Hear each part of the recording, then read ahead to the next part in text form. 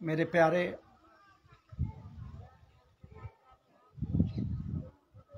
आत्मीय जनों, अजीज मित्रों, समस्त के समस्त मातृशक्तियाँ, समस्त के समस्त बाल वृंद, वृद्धजनों, ठाकुर कृपा प्राप्त भगवत भक्तों, कृष्ण प्रेमाकांक्षी समस्त के समस्त जनमानस, आप सबों के समक्ष आज पुनः बैठा हूँ और कुछ लेकर ही बैठा हूँ। और जो चीज़, जो वस्तु लेकर बैठा हूँ परम शाश्वत वस्तु है। ये कोई चीज़ नहीं है, ये कोई वस्तु नहीं है, लेकिन इसमें जो वस्तु निहित है, जो है, वो देखने से दिखाई नहीं देगा, दर्शन करने से ही दिखाई देगा। और उसी को आपके समक्ष आज बैठा हूँ। और ये भी किशोरी जी के कृपा प्रसाद से, बिना उनके कृपा प्रसाद का कहीं कोई कुछ न कह सकता है, न सुन सकता है। मैं बार बार इस बात को कहता हूँ, दोहराता हूँ। इसलिए मैं एक बात इतना बतला दूं कि आज के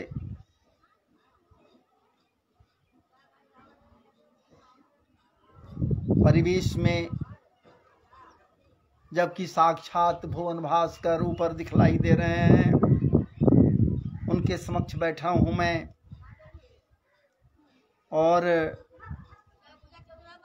महाराज जी उनके आश्रय में भी बैठा हूं और उनके भी कृपा प्रसाद से आपके समक्ष कुछ लेकर उपस्थित हुआ।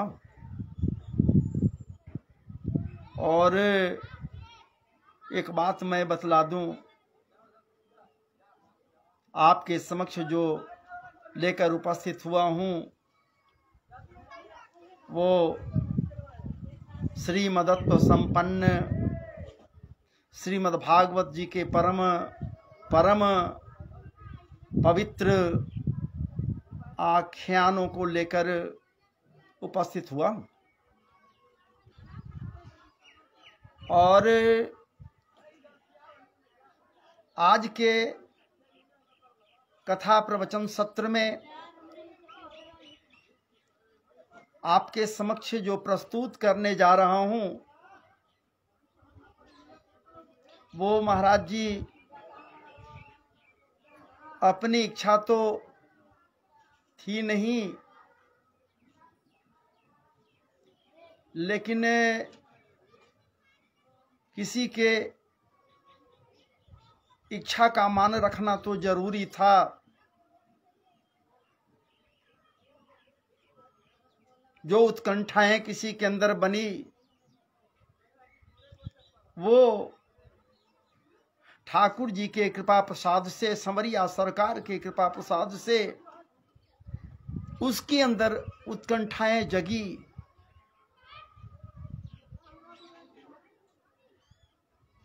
और आह्लादित होकर स्वयं तो मेरे समक्ष नहीं रखी अपनी इच्छा को, लेकिन हमारे परम प्रिय मित्र हैं उनके द्वारा अपनी इच्छा को व्यक्त की। हालांकि मित्र की पत्नी है, औरंगाबाद से संबद्ध हैं, तो भाई वो पुत्री समान है। अब पुत्री का मान रखना बहुत जरूरी होता है भाई।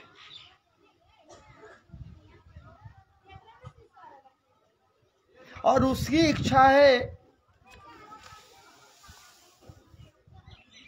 जानने के लिए, श्रवण करने के लिए रुक्मिणी चरित्र के विषय में।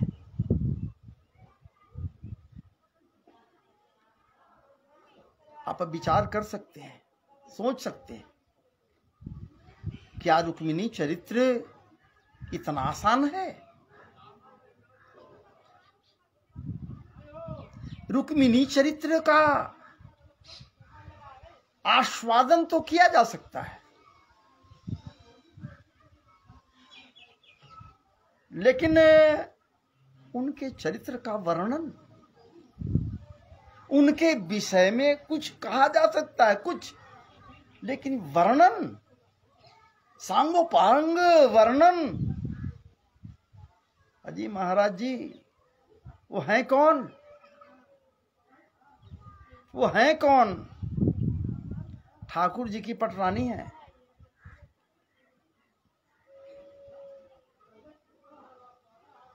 और जब ठाकुर जी की पटरानी है,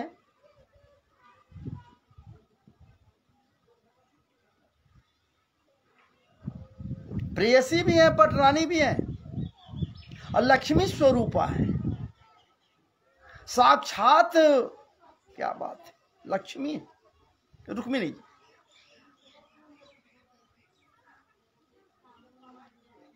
तो महाराज जी जब हजारों फन वाला वो शेष नाग लक्ष्मी नारायण के चरित्र के विषय में चित्रण नहीं कर सकते हैं, हजारों फन के द्वारा बोलते बोलते भी वो नहीं अघाते हैं, फिर भी वो नहीं वर्णन कर सकते। महाराज जी ब्रह्मा उनके चरित्र के विषय में उन्हें जानने के लिए आह्लादित भले होते हैं, उत्साहित भले होते हैं, उत्कंठित भले होते हैं कि जान लूं, कुछ समझ लूं कि वो क्या है। आप तो विचार करके देख सकते हैं, तभी कोई किसी के चरित्र के विषय में स्पष्ट कर सकता है जब उसको भरपूर जान ले।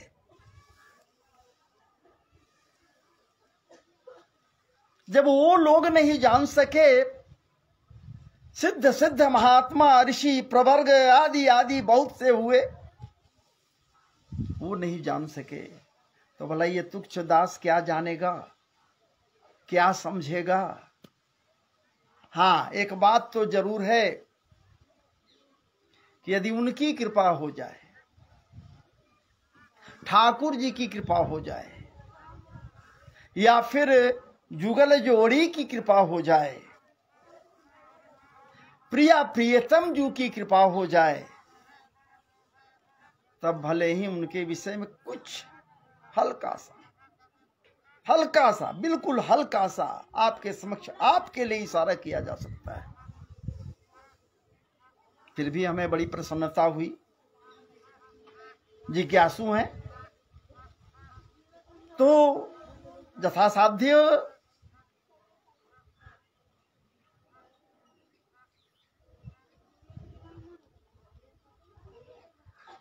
प्रयास करूंगा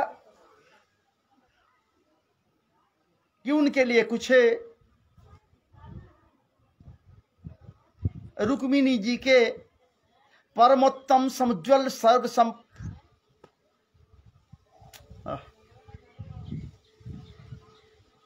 क्या कहें,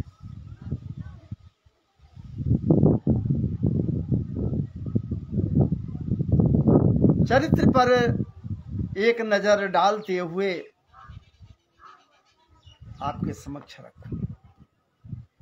तो आइए उसके पूर्व कि मैं आपके समक्ष कुछ उनके विषय में कहूं, 2 क्षण के लिए भगवत नाम का संकीर्तन कर लिया जाए।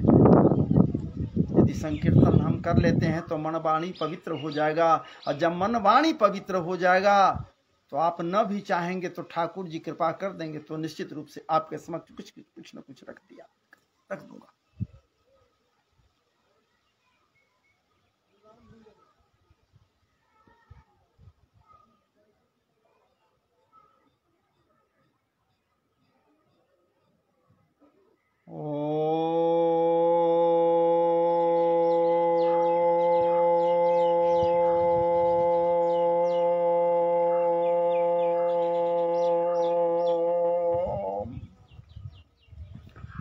ओम नमो भगवते वासुदेवाय।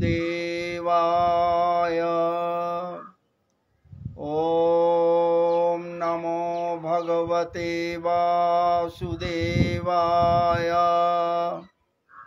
ओम नमो भगवते वासुदेवाय। ओम नमो भगवते वासुदेवाय। ओम नमो भगवते वासुदेवाय। ओम नमो भगवते वासुदेवाय। ओम नमो भगवते वासुदेवाय। ओम नमो भगवते वासुदेवाय। ओम नमो भगवते वासुदेवाय। हरे कृष्ण कृष्ण कृष्ण हरे कृष्ण, हरे कृष्ण कृष्ण कृष्ण कृष्ण, श्री कृष्ण कृष्ण कृष्ण, श्री कृष्ण कृष्ण कृष्ण, श्री कृष्ण कृष्ण कृष्ण, श्री कृष्ण कृष्ण कृष्ण, हरे कृष्ण कृष्ण, श्री कृष्ण कृष्ण कृष्ण, हरे कृष्ण कृष्ण, श्री कृष्ण कृष्ण कृष्णाय नमः। श्री वासुदेवाय नमः। जय जय श्री राधे, जय जय श्री राधे, जय जय श्री राधे श्याम।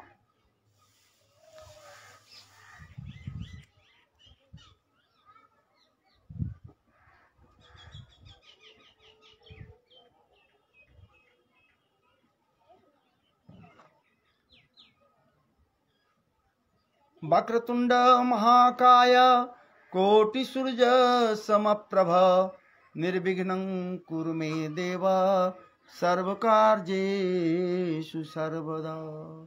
गुरुर्ब्रह्मा गुरु विष्णु गुरुदेव महेश्वर, गुरु साक्षात् परब्रह्म तस्मै श्री गुरुवे नमः।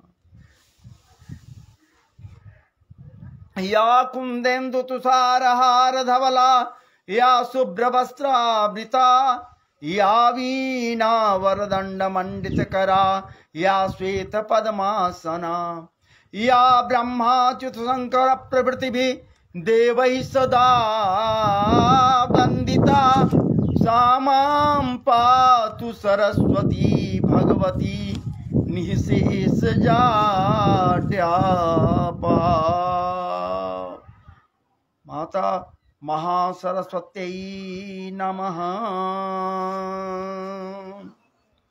सच्चिदानंद रूपाय विश्वोत्पत्त्यादिहेतवे, तापत्रय विनाशाय श्री कृष्णाय वयं नुमः, श्री कृष्णाय वयं नुमः।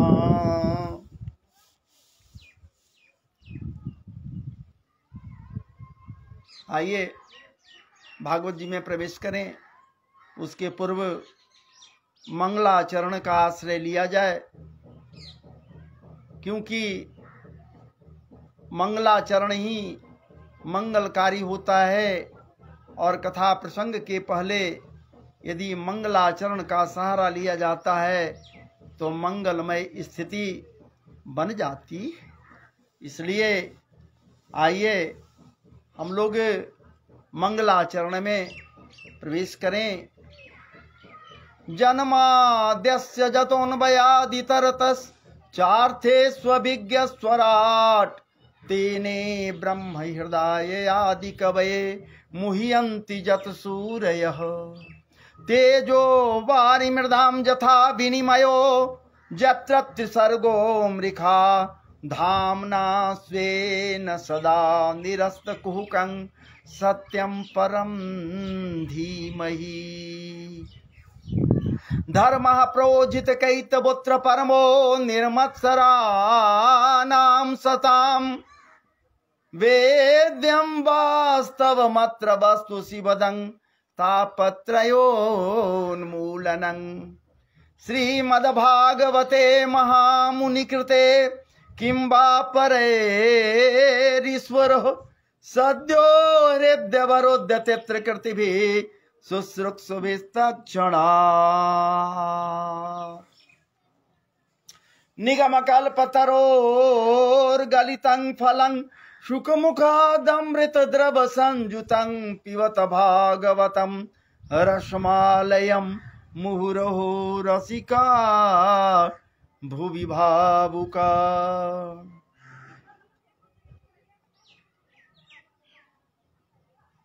जय जय श्री राधे, जय जय श्री राधे, जय जय श्री राधे।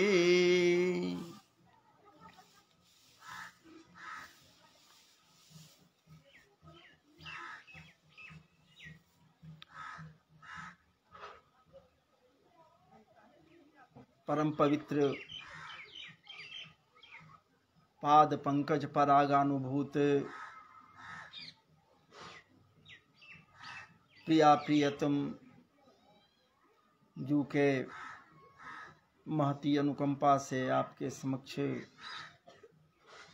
मैं परम पवित्र आख्यान या परम पवित्र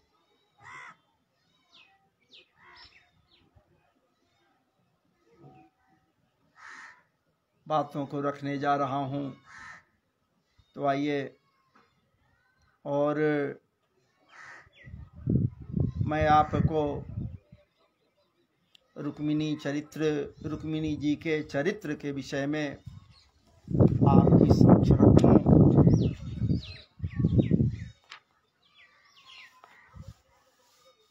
तो उसके पूर्व ये भी हम लोगों को मान लेना है, समझ लेना है कि ये रुक्मिणी जी हैं कौन। ये रुक्मिणी जी भले यहाँ अभी ठाकुर जी के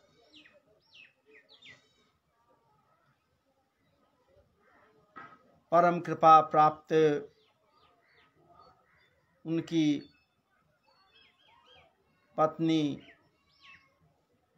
पटरानी के रूप में हैं। और जब ये पटरानी के रूप में हैं और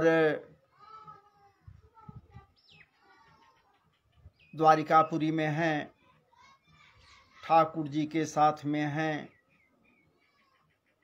ये जरूर है। लेकिन उसके पूर्व के स्थिति के ऊपर कुछ विचार करना जरूरी होता है। इसलिए हम लोग विचार करें कि रुक्मिणी जी वास्तव में हैं कौन। इनका जन्म भले ही विदर्भ देश में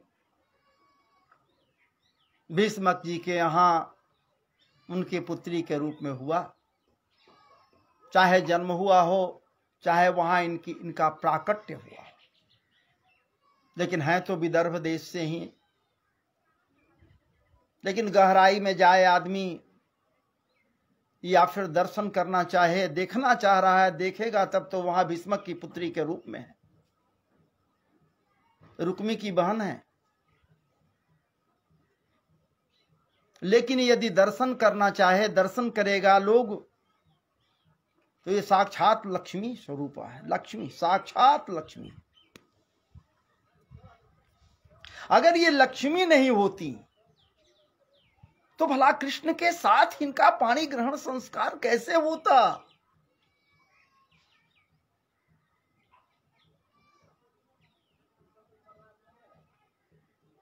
कोई नवीन मुलाकात तो है नहीं, नवीनता है नहीं। देखने में लग रहा है कि दोनों नवीन है, लेकिन पहले भैया प्रणय हुआ है। दोनों के बीच में पहले प्रणय हुआ है। ये कहां का प्रणय है, कब का प्रणय है? ये कोई यहां का प्रणय नहीं है, ये तो वहीं का प्रणय है जहां से ये लोग यहां धराधाम पर आ गए, प्रकट हुए। प्रणय तो वहीं से है, यहां तो परिणय हुआ है। दोनों एक दूसरे को जानते समझते हैं, नहीं जानते समझते हैं सो बात नहीं है। रुक्मिणी जी वासुदेव को भी जान रहे हैं और वासुदेव रुक्मिणी जी को भी जान रहे हैं। एक दूसरे को जान रहे हैं, समझ रहे हैं, बुझ रहे हैं, तभी तो परिणय हुआ। परिणय हुआ, प्रणय तो पहले हो गया। हां, ये बात जरूर है कि वासुदेव श्री कृष्ण व्यक्त नहीं कर रहे हैं कि मैं क्या कर सकता या मैं क्या करूंगा, लेकिन यहां व्यक्त तो कर रही हैं रुक्मिणी जी।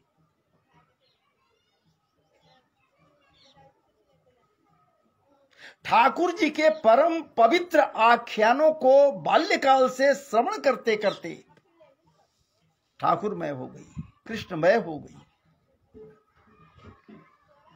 बाल्यकाल से ही।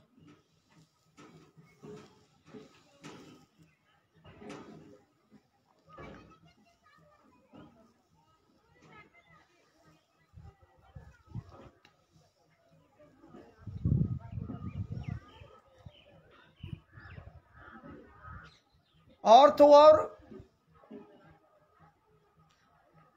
ये बड़ी शालीन है, शुद्ध बुद्ध प्रबुद्ध तो है ही, बड़ी शालीन, शांत हैं और शालीन भी है। मैं तो थोड़े कह रहा हूं, कहने वाले संतों के हिसाब को मैं आपके समक्ष रख रहा हूं। हमारे करपात्री जी महाराज कहते हैं कि रुक्मिणी जी बड़ी शालीन है, शांत है, प्रखर बुद्धि वाली हैं और पवित्रतम विवेक वाली हैं। इसलिए तो ये ठाकुर जी की प्रिया हैं, परम प्रिया हैं। ठाकुर जी की पटरानी हैं, वो भी बड़ी पटरानी है।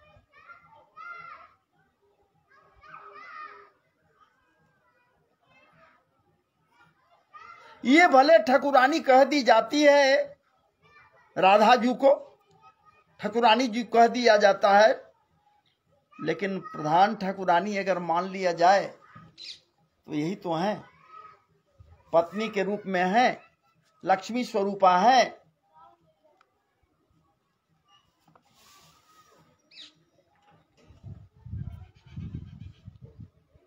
इसलिए ये माननीय है नहीं, माननीय तो सत्यभामा जी हैं,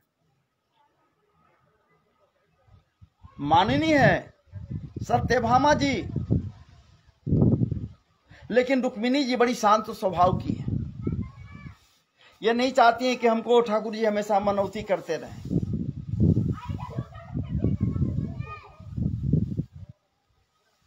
इसलिए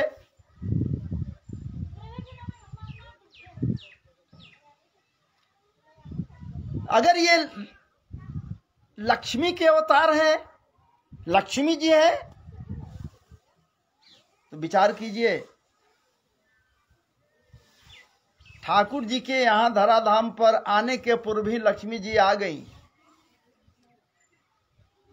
वृंदावन में, ब्रजधाम में, नंद बाबा के गेह में समृद्धशाली बना दी उन्हें, किसी चीज की कमी नहीं रही। ये बात तो तय है। और ठाकुर जी से बिलक कभी रहे नहीं है, ठाकुर जी से कभी बिलक नहीं रहे, अलग कैसे रह सकती हैं?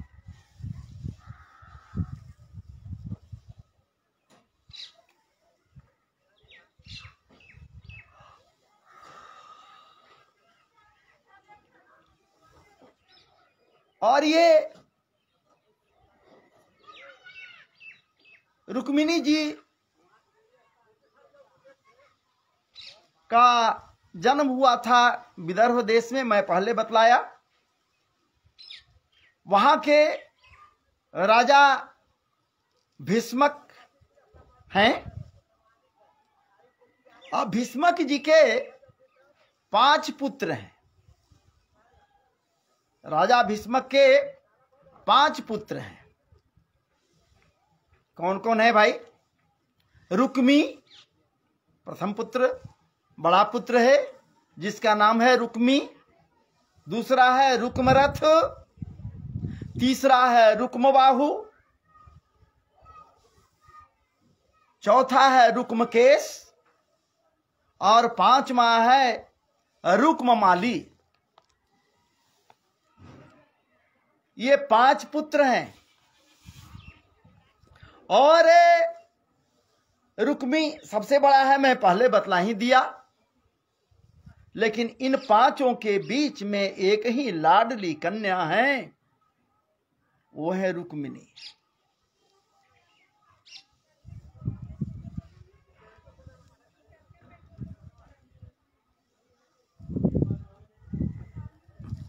और ये माना गया है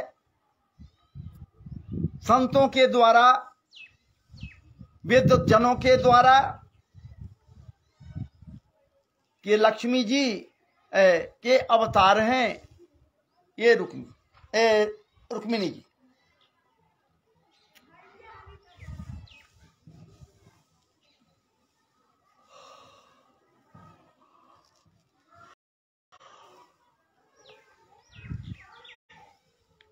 और सबसे बड़ी बात है,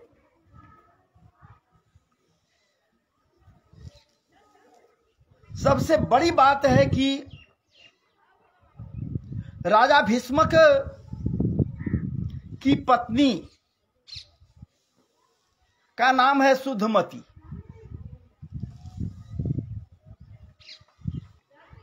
सुधमती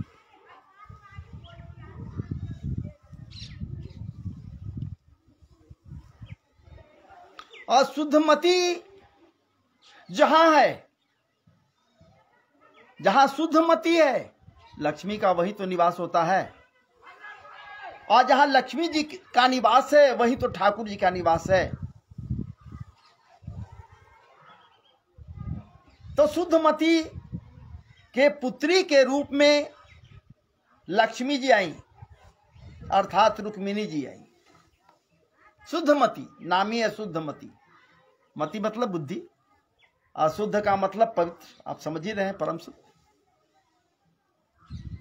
पवित्र बुद्धि वाली ही शुद्धमती हो सकती है।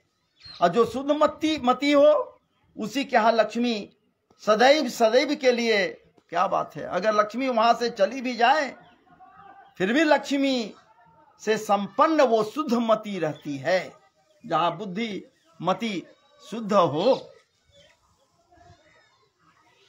अरे महाराज जी, शुद्ध मति होने के कारण ये संत प्रिय थी, इस बात को समझती थी यदि संतों के कृपा हो जाए, संतों की कृपा हो जाए तो भगवंत की प्राप्ति हो जाएगी।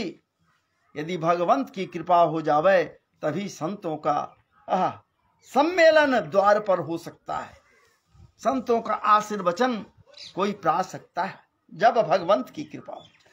इस बात को भली भांति ये समझती थी। इसी कारण से शुद्धमती सदैव ठाकुर जी के आख्यानों को लेकर बैठती, स्वयं मनन करती या अपने आसपास के लोगों को भी मनन कराती। इनके दरवाजे पर सदैव कोई न कोई संत आते रहते, महात्मा आते रहते। चूंकि शुद्ध हृदय की थी, पवित्र हृदय की थी, जहां हृदय पवित्र होगा, मल निर्मूल होगा, मल नहीं होगा, वही तो ठाकुर जी का निवास स्थान होगा। तो जब हृदय पवित्र है तो भीष्म का गेह भी, घर भी परम पवित्र है। इसलिए वहां एक नहीं अनेकानेक ऋषि प्रवर्ग, ऋषि महर्षि आते रहते और कुछ न कुछ कथाएं होती रहती। और उन कथाओं में भैया कृष्ण कथाएं होती रहती, ज्यादातर कृष्ण कथाएं होती रहती प्रभु प्रेरणा से। जब तक ठाकुर जी की प्रेरणा न हो तब तक उनकी कथा को कहां कोई कह सकता है। मैं तो पहले बतलाया भैया, कथा और कुछ नहीं, कथा ही तो कृष्ण है। कथा आ गया घर में तो कृष्ण आ गए घर में। अगर कथा नहीं है तो कृष्ण आपके यहां नहीं है। मैं थोड़े कह रहा हूं, तो गोपियां कह रही हैं, साफ तो कहती हैं कृष्ण ही कथा है। आप स्वयं कथा हो, कथा रूप में आपको पान कर चुकी हूं, अपने हृदय में उतार चुकी हूं कथा रूप में। तब तो वो कहती है गोपियां, बार बार मैं कहता हूं, तब कथामृतम तप्त जीवनम कविभिरीडितम कलमसापहम सर्वण मंगलम श्रीमदाततम भूवि गृहंति ते भूरिदा जना। इसलिए हे कृष्ण, तुम ही तो कथा के रूप में हो। गोपियां पहले ही कह चुकी हैं। यहां कथाएं कतार बांधे खड़ी रहती हैं। भीष्मक जी के दरबार में नहीं, भीष्मक जी के अंतःपुर में भी, क्योंकि शुद्धमती अंतःपुर में रहती है। नित्य निरंतर कुछ न कुछ ठाकुर जी की कथाएं, कृष्ण की कथाएं होती रहती। और जितने संत लोग आते उनके समक्ष लोग बैठ जाते, श्रद्धा संपन्न होकर। शुद्धमती भी बैठती, भीष्मक जी भी बैठते। वो भी सत्पुरुष थे, सदविचार के धनी थे भीष्मक जी भी। ठाकुर जी के प्रति उनका भी प्रेम प्रगाढ़ था। अर्थात शुद्ध हृदय के वो भी थे। सनातनीय व्यवस्था के तहत आध्यात्मिक परिवेश में अपने आप को सदैव लगाए रहते, नहीं लगाए रहते सो बात नहीं था भीष्मक जी। इसी कारण से तो दोनों दंपति के बीच में साक्षात लक्ष्मी रूप, रुक्मिणी रूप में जन्म ली। रुक्मिणी जी बाल्यकाल से, जब ये देखिए इनका चरित्र सबसे बड़ा यही है, समुज्ज्वल चरित्र है, प्रोज्वल चरित्र है। इसलिए कि बाल्यकाल से चरित्रवान बनने के निमित्त, चरित्रवान बनाने के लिए माताएं प्रयत्नशील है, माता प्रयत्नशील है, पिता प्रयत्नशील है।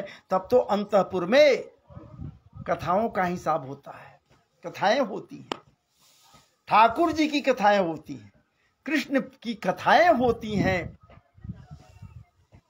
प्रेम से सना हुआ, प्रेम की प्रगाढ़ता से ओतप्रोत कृष्ण कथाओं को महाराज जी ये अंतपुर में शुद्धमती भीष्मक पत्नी श्रवण करती और उनके गोद में छोटी सी रुक्मिणी नन्ही सी रुक्मिणी जब अंगूठा चूसती उसी समय से अपने कर्ण रंध्रों को खोले रहती और महाराज जी वो रस, वो अमृत रूप में कृष्ण कथा उन रंध्रों से हृदय में पहुंचते रहता, धीरे धीरे कंसीवमेंट होते रहता, विकसित होते रहता। एक दिन थोड़े बराबर सदैव कर्ण रंध्रों से वो कथाएं प्रवेश करती रुक्मिणी जी के हृदय में और रुक्मिणी जी का वो हृदय परिष्कृत होते गया। अरे परिष्कृत क्या होना था भैया, रुक्मिणी जी जब लक्ष्मी रूपा है तो उनका हृदय भला परिष्कृत न कैसे रहे। अरे पूर्व प्रेम है सिर्फ और सिर्फ कंप्यूटर में मेमोरी है, गुरु रूप में किसी को याद करा देना है, एक्टिवेट कर देना है कंप्यूटर को।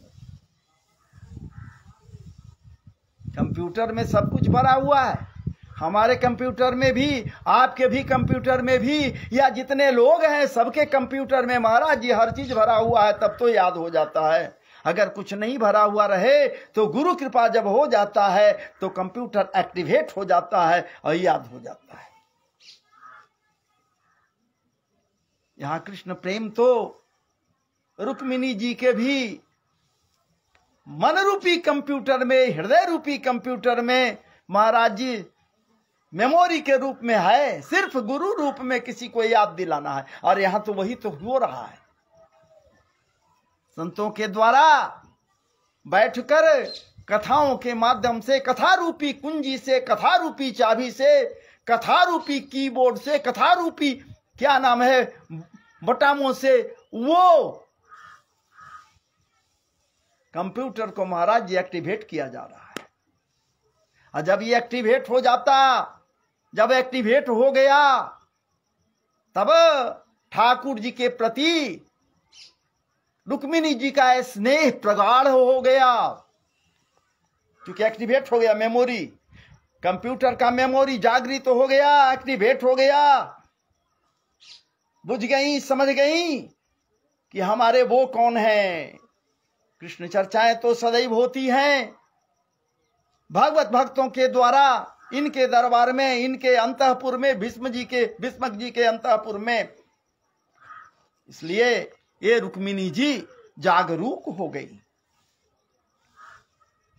उस समय की स्थिति बड़ी विचित्र है। विचित्र इसलिए मैं कहा कि भीष्मक जी का बड़ा पुत्र नाम है रुक्मी, बड़ी स्वार्थी है, इतना बड़ा स्वार्थी है कि अपने स्वार्थ की सिद्धि के लिए कुछ भी करने के लिए तत्पर होता है। और इसकी मित्रता है शिशुपाल से।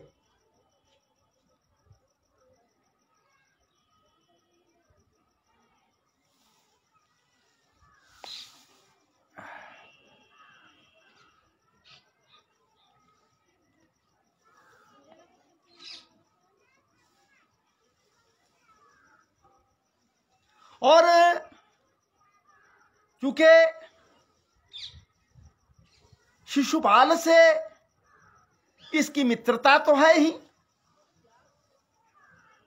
और उसका संबंध किससे है? जरासंध से।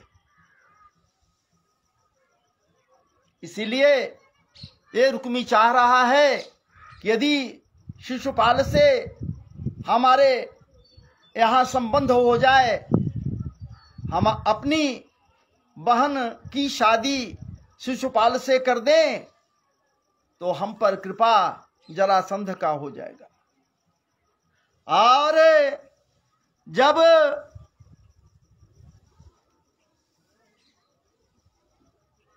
हालांकि योग्य नहीं था, योग्य नहीं था, इसलिए योग्य नहीं था कि शिशुपाल सदैव कृष्ण से द्वेष करता था, कृष्ण को देखना नहीं चाहता था। और जरासंध का ये प्रिय पात्र था और इसी कारण से वो रुक्मी चाहता था कि अपनी बहन की शादी शिशुपाल से करते हैं। और ये प्रस्ताव रुक्मी भीष्म के समक्ष रखा, अपनी माता के समक्ष रखा, लेकिन ये लोग असमर्थता दिखलाए। इस मामले में हमारी पुत्री अब सयानी हो गई है, किशोरी है, उसका भी राय लेना जरूरी है। लेकिन ये परम चरित्रवान रुक्मिणी जी बाल्यकाल में ही अपने हृदय में जिसको बैठा लिए, सारी कथाओं का पान करने के बाद, कथा रस को पीने के पश्चात ये मन में अवधारणा बना लिए कि अगर कोई मेरा पति होगा, पति रूप में होगा, तो एकमात्र संवरिया सरकार कृष्ण होगा, इसके अलावा किसी को मैं वर्ण नहीं कर सकती।